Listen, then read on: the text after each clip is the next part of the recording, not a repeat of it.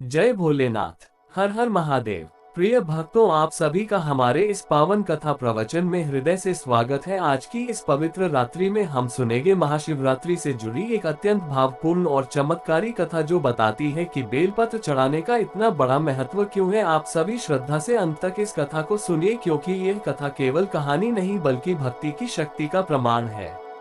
बहुत समय पहले एक घना वन था। उस वन में एक शिकारी रहता था। उसका जीवन शिकार करने में ही बीतता था। वह भगवान की भक्ति से अनजान था। एक दिन महाशिवरात्रि की रात्रि को वह शिकार की तलाश में जंगल में गया, पर उसे कोई शिकार नहीं मिला। रात गहराने लगी। डर के कारण वह एक बेल के पेड़ पर चढ़ गया ताकि जंगली जानवरों से सुरक्षित रह सके।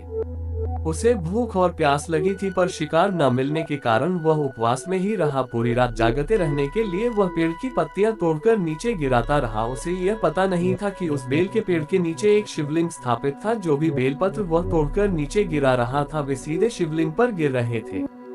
रात भर वह जागता रहा, अनजाने में उपवास करता रहा और बेलपत्र शिवलिंग पर अर्पित होते रहे। इस प्रकार अनजाने में ही उसकी पूरी रात शिव आराधना में बीत गई।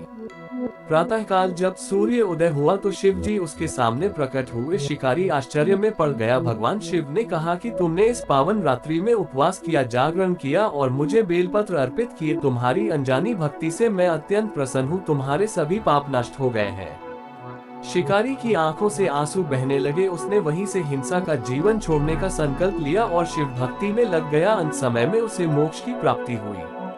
भक्तों, इस कथा से हमें ये शिक्षा मिलती है कि भगवान भाव के भूखे हैं। यदि अनजाने में की गई भक्ति का इतना बड़ा फल मिलता है, तो यदि हम श्रद्धा और सच्चे मन से बेलपत्र अर्पित करें, व्रत रखें और शिव नाम का जप करें, तो हमारे जीवन के कष्ट अवश्य दूर होंगे।